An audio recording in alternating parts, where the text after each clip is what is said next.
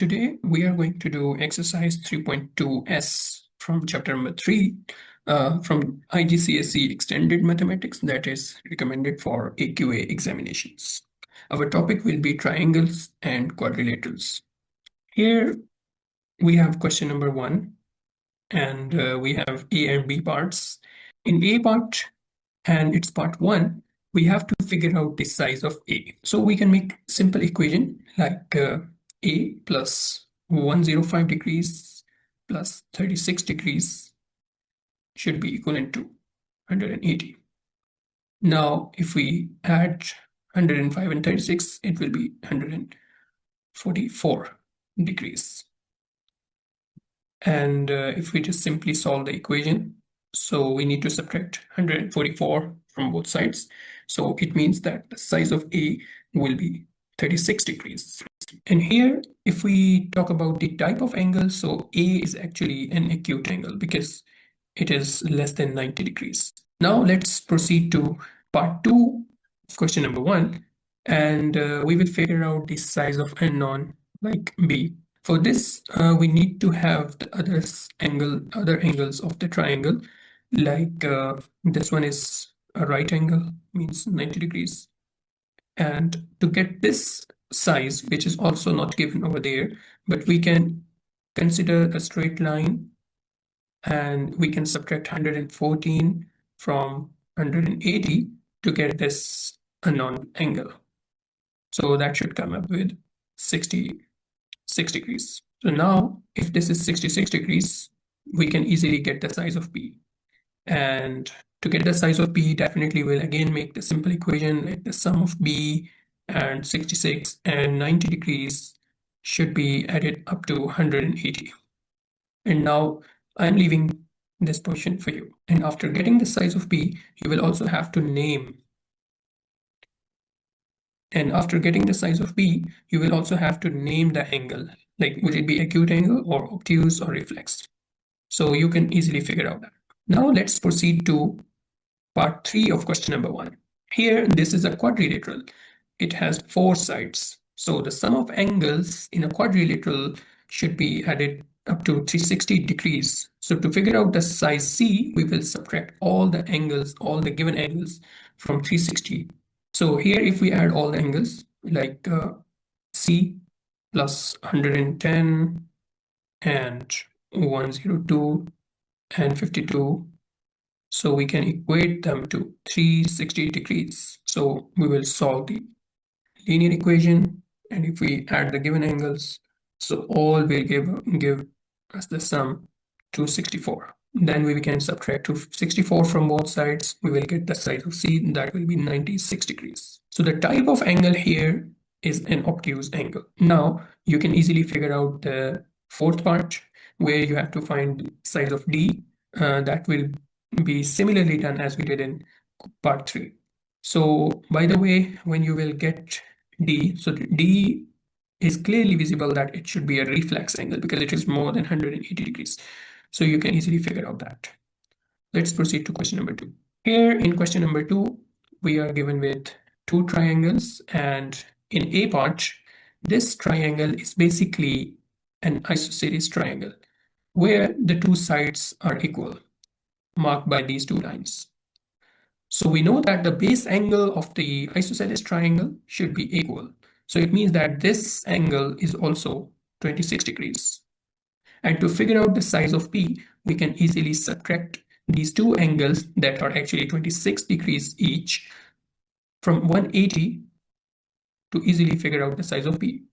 So if we make the statement, the equation, so it means B plus 26 plus 26 should be 180 degrees. So if we add 26 and 26, that will be 52 equals 180 degrees. And if we subtract 52 from both sides, I mean 180 take away 52, and then we can easily figure out the size of B, and that will be 128 degrees. Here in part B, again we are given with an isosceles triangle. So I'm leaving this part for you where you have to do the simple and similar calculations as we did in A part. Now in part C and D, In C and D, we are given with the quadrilaterals. And in C part, this quadrilateral is actually a parallelogram. So where we can see that this and these two lines are actually parallel lines, and these two are also parallel lines. And this is actually a parallelogram. So in a parallelogram, the opposite angles are always equal. That we have seen the proof in our previous exercise. So S is actually opposite to 56 degrees. So it means S will also be 56 degrees because it is an opposite angle. Now, as we have to figure out the size of R, so by the way, here R and its opposite angle both will have the same size. So to figure out the size of R, this angle is also R. So we can make a statement where we can write that R plus 56 plus 56 should be added up to 360. So here, if we simply do the calculation, it will be 2R plus 112. And now if we subtract 112 from both sides, so we'll get 360, take away 112, that will be 248. And if we divide both sides by 2, we will get 124. So it means the size of R is 124 degrees. So this should be 124 degrees, and S was opposite to 56, so this is 56 degrees. Now, in other quadrilateral, which is looking like a kite, we can also figure out the unknown angles, where T is actually an opposite to 102 degrees. So T should also be 102 degrees. And in a quadrilateral, the sum of angles will be same. So in a quadrilateral, the sum of angles will be 360 degrees. So we'll again make an equation like U plus T, that was actually 102, and then 102 degrees. And then that angle, which is 90 degrees, this one equals 360. This is U, and T is actually 102. And 102 plus 90 equals 360. Now, if we add all the angles that are given, the sum of these angles will be equivalent to 294. And if we subtract 294 from 360, we will get the size of U. That will be 66 degrees. So now it's E part, where again we have a quadrilateral that is kind of trapezium. So here, if we see that these two are actually parallel lines, and on a parallel line, there is a straight line. So if we extend this straight line, so we can consider a transversal over here. So if we see the property of parallel lines and it's transversal, so we know that the sum of the adjacent angles will be 180. So it means that if this is 90 degrees, then 90 degrees, because this is an adjacent angle and the sum of adjacent angles will be 180. So it means we can say y is also 90 degrees. Now, to figure out the size of W, we will subtract all the angles from 360 degrees. So we can make the simple equation that will be W 90, then 90, then 98, and that will be equivalent to 360 degrees. If we do the calculations, we will get the size of W like 82 degrees. Now, in F part, here in F part, we are given with a rhombus. And in the rhombus, the opposite angles are also equal. So here the size of X will be equivalent to 117 degrees. Now to figure out the size of Y, we can mention here that this is also Y, because we have to make an equation. So if we make the equation, so X plus Y plus 117 equals 360 degrees. If we substitute the value of X, that was 117 as well. So it will be 2Y, then 117, which is the opposite to X. We can equate to 360 degrees. If we further solve it, we'll get 2Y plus 234. Now, after solving this linear equation, now to solve this linear equation, we can subtract 234 from both sides, and we will get 2y equals 126. And if we divide both sides by 2, we'll get 63.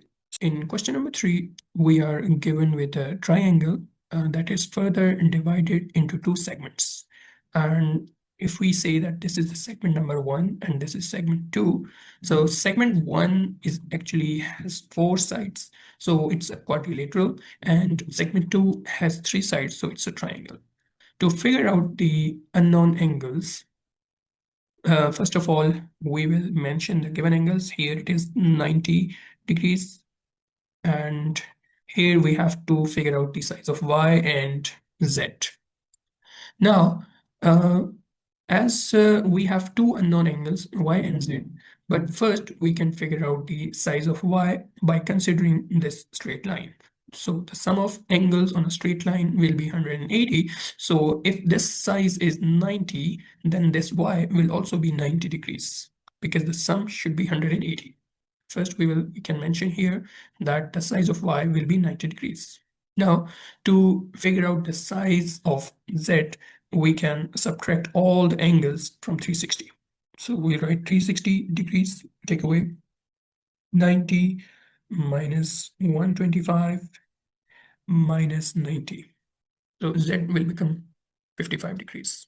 Now, if we consider the complete triangle, which is this region, that has the total region actually, the sum of angles in a triangle should be 180. So the sum of x, z, and 90 should be 180. So we have just found the size of z, that was 55 degrees. So to figure out x, we will subtract the given angles from 180. So 180 take away 90 minus 55, we will left with the size of x. That will be 35 degrees.